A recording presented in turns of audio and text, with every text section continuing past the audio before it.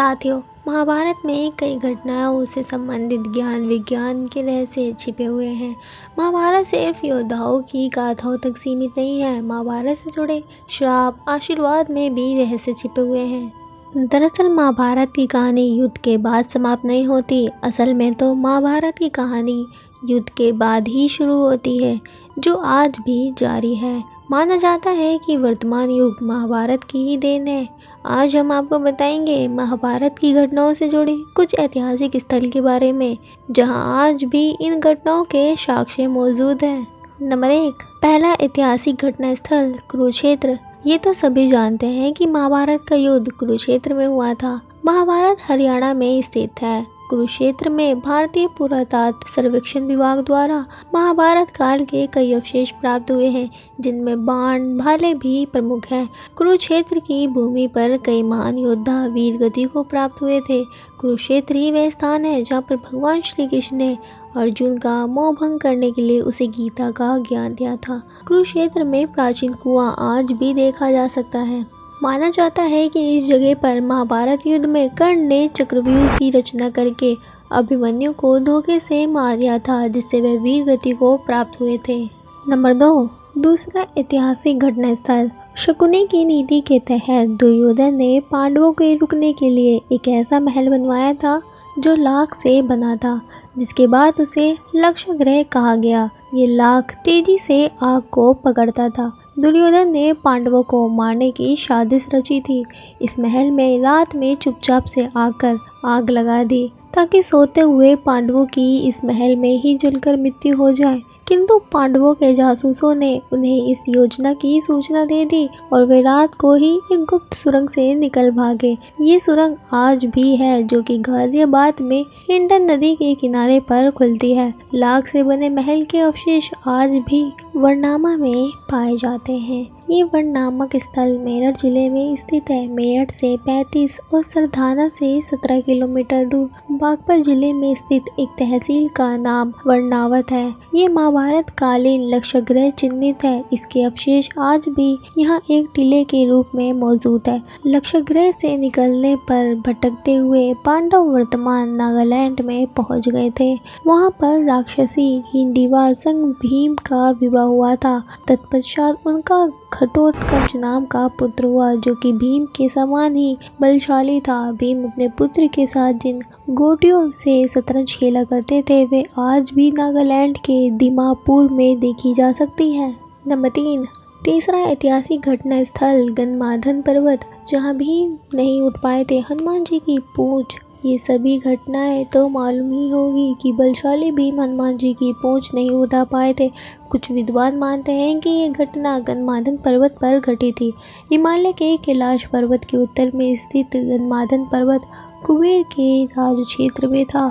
सुमेरु पर्वत की चारों दिशाओं में स्थित गंजदंत पर्वतों में से एक को उस काल में गंधमार्दन पर्वत कहा जाता था। आज ये क्षेत्र तिब्बत के इलाके में है। इस क्षेत्र में 2 रास्तों से जा सकते हैं। पहला नेपाल के रास्ते मानसरोवर से आगे और दूसरा भूटान की पहाड़ियों से आगे। महाभारत काल में अर्जुन ने असम के एक तीर्थ में जब हनुमान जी से भेंट की थी, तो हनुमान जी भूटान या अरुणाचल के रास्ते ही असम तीर्थ में आए थे। हालांकि कुछ विद्वानों के अनुसार उत्तराखंड में जोशीमठ से लगभग 25 किलोमीटर दूर हनुमान चट्टी है। यहाँ भीम और हनुमान की भेंट हुई थी और हनुमान जी ने भीम को महाभारत युद्ध में विजयी होने का आशीष दिया था। नंबर 4, चौथा ऐतिहासिक घटना स्थल भीम के पुत्र और घटोत्कच के पुत्र बर्बरीक के बारे में सभी जानते हैं कि वे मात्र 3 बाण ही लेके युद्ध में लड़ने जा रहे थे। इसलिए भगवान श्री कृष्ण ने ब्रह्मा के भेष में उनसे दान में उनका शीश ही मांग लिया था। दान के पश्चात श्री कृष्ण ने बर्बरीक को कलयुग में स्वयं के नाम से पूजित होने का वरदान दिया। बर्बरीक ने श्री कृष्ण के समक्ष एक ये भी इच्छा जताई कि वह युद्ध देखना चाहते हैं। तब श्री कृष्ण ने उनकी इच्छा से उस शीश को एक स्थान पर रख दिया। वह जिधर भी देखते उधर की सेना का सफाया हो जाता। ऐसे में श्री कृष्ण ने उनके शीश को दूर एक स्थान पर रखवा दिया। आज उस स्थान को खाटू श्याम का स्थान कहा जाता है। श्री कृष्ण के वरदान स्वरूप ही उनकी पूजा श्याम रूप में की जाती है। राजस्थान के सीकर जिले में स्थित परमधाम खाटू का श्याम मंदिर बहुत ही प्रचलित है, लेकिन वर्तमान मंदिर की आधारशिला सन 1720 में रखी गई थी। इतिहासकार पंडित झाबरमल शर्मा के मुताबिक सन 1679 में औरंगजेब की सेना ने इस मंदिर को नष्ट कर दिया था। मंदिर की रक्षा के लिए उस समय अनेक राजपूतों ने अपने प्राण की आहुति दे दी थी। नंबर 5, पांचवा ऐतिहासिक घटना स्थल सिंधु घाटी के नगर क्यों हो गए थे नष्ट? महाभारत का युद्ध आज से लगभग 5300 वर्ष पूर्व हुआ था। उस दौरान गुरु द्रोण के पुत्र अश्वत्थामा ने भगवान श्री कृष्ण के मना करने के बावजूद ब्रह्मास्त्र का प्रयोग किया। अश्वत्थामा ब्रह्मास्त्र चलाना तो जानते थे पर उसे लौटाना नहीं जानते थे। जब अश्वत्थामा ने ब्रह्मास्त्र चलाया तो अर्जुन भयभीत हो गए और उनसे बचने के लिए श्री कृष्ण से विनती की कि वे उन्हें बचा ले, परंतु श्री कृष्ण बोले, हे अर्जुन, तुम्हारे भय से व्याकुल होकर अश्वत्थामा ने ये ब्रह्मास्त्र तुम पर छोड़ा है। इस ब्रह्मास्त्र से तुम्हारे प्राण घोर संकट में हैं। इससे बचने के लिए तुम्हें ही अपने ब्रह्मास्त्र का प्रयोग करना होगा, क्योंकि अन्य किसी अस्त्र से इसका निवारण नहीं हो सकता। कहते हैं कि अश्वत्थामा ने ब्रह्मास्त्र छोड़ा और उसी के जवाब में अर्जुन ने भी ब्रह्मास्त्र छोड़ा। अश्वत्थामा ने पांडवों के नाश के लिए ब्रह्मास्त्र छोड़ा था और अर्जुन ने उसके ब्रह्मास्त्र को नष्ट करने के लिए दोनों द्वारा छोड़े गए इस ब्रह्मास्त्र के कारण लाखों लोगों की जान चली गई थी और सिंधु घाटी के नगर नष्ट हो गए थे। उस काल में सिंधु और सरस्वती नदी के पास ही लोग रहते थे। नंबर 6, छठा ऐतिहासिक घटना स्थल भगवान श्री कृष्ण का स्थल उत्तर प्रदेश में स्थित मथुरा नगरी भगवान श्री कृष्ण की जन्मस्थली होने के कारण यहाँ महाभारत घटनाओं का प्रमुख केंद्र माना जाता है। कहा जाता है कि महाभारत काल में इसी नगरी पर जरासंध ने कई आक्रमण किए थे। जिस स्थान पर कंस रहता था उस स्थान को कंस के किले के नाम से जाना जाता है। कंस के आतंकों को रोकने के लिए विष्णु भगवान को श्री कृष्ण अवतार लेना था, लेकिन कंस उनकी इस अवतार को रोकने के लिए इसी महल में षड्यंत्र रचने लगते हैं। ये किला मथुरा में आज भी स्थित है। नंबर 7, सातवां ऐतिहासिक घटना स्थल व्यास पोथी नामक स्थान बद्रीनाथ से 3 किलोमीटर की दूरी पर उत्तराखंड के माणा गांव में स्थित है। ये महाभारत के रचनाकार महर्षि वेद व्यास जी की गुफा है। इसके समीप ही गणेश गुफा है। मान्यता है कि इसी गुफा में व्यास जी ने महाभारत को मौखिक रूप दिया था और गणेश जी ने उसे लिखा था।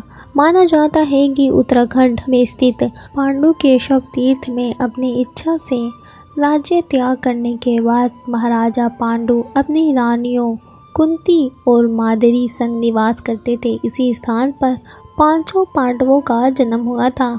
नंबर 8, आठवां ऐतिहासिक घटना स्थल बिहार के राजगृह में स्थित है कंस के ससुर जरासंध का अखाड़ा।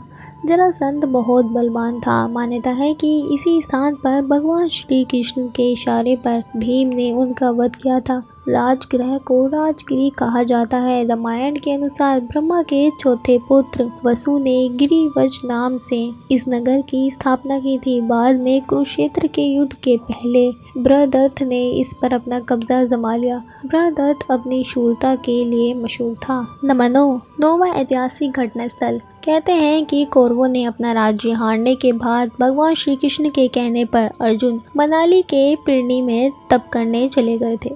उस स्थान को अर्जुन गुफा के नाम से जाना जाता है। इसी स्थान पर भगवान शिव ने अर्जुन को पशुपता शस्त्र दिया था। मनाली भारत के हिमाचल प्रदेश का एक शहर है। मनाली कुल्लू घाटी के उत्तर में स्थित लोकप्रिय हिल स्टेशन और पर्यटक स्थल है। पौराणिक ग्रंथों में मनाली को मन्नु का घर कहा गया है। कहा जाता है कि जब सारा संसार प्रलय में डूब गया था तो एकमात्र मनु ही जीवित बचे थे। मनाली में आकर ही उन्होंने मनुष्य की पुनर्रचना की, इसलिए मनाली को हिंदुओं का पवित्र स्थल भी माना जाता है। इसके अलावा मनाली में हिंदू गाथाओं से जुड़े और भी कई प्राचीन स्थल हैं। नंबर 10, 10वां ऐतिहासिक घटना स्थल। दिल्ली को उस काल में इंद्रप्रस्थ कहा जाता था और मेरठ को हस्तिनापुर। दिल्ली में पुराना किला इस बात का सबूत है कि खुदाई में मिले अवशेषों के आधार पर पुरातात्विदों का एक बड़ा वर्ग ये भी है कि पांडवों की राजधानी इसी स्थल पर रही होगी। दिल्ली कई ऐतिहासिक घटनाओं का साक्षी रहा है। पुराना किला दिल्ली में यमुना नदी के पास स्थित है, जिसे पांडवों ने बनवाया था। महाभारत के अनुसार ये पांडवों की राजधानी थी। दूसरी ओर क्रुर देश की राजधानी गंगा के किनारे हस्तिनापुर में स्थित थी। नंबर 11वां ऐतिहासिक घटना स्थल द्वारिका। कहते हैं कि महाभारत युद्ध के पश्चात द्वारिका पर अनजान शक्तियों ने हमला कर दिया था, जिसके चलते वे नष्ट हो गई थी और कालांतर में ये समुद्र में डूब गई थी। द्वारिका उस काल में महाभारत काल का प्रमुख केंद्र हुआ करता था, जो कई प्राचीन और ऐतिहासिक घटनाओं का केंद्र था। गुजरात के पश्चिम तट पर समुद्र में डूबे 7000 वर्ष पुराने शहर खोजे गए हैं, जिनको महाभारत में वर्णित द्वारका के संदर्भों में जोड़ा गया है। हालांकि द्वारका पर पहले प्राचीन शहर कुश स्थलीय था। ययाति ने ये संपूर्ण क्षेत्र अपने पुत्र यदु को सौंपा था, इसलिए भगवान कृष्ण ने अपने 18 कुल के वधु वाधवों को लेकर द्वारिका में बस गए थे। उम्मीद है वीडियो आपको पसंद आई होगी। ऐसी ही इंटरेस्टिंग वीडियो के लिए हमारे अध्ययन चैनल को सब्सक्राइब करें। फिर मिलेंगे किसी नई वीडियो में नए टॉपिक के साथ। तब तक के लिए नमस्कार।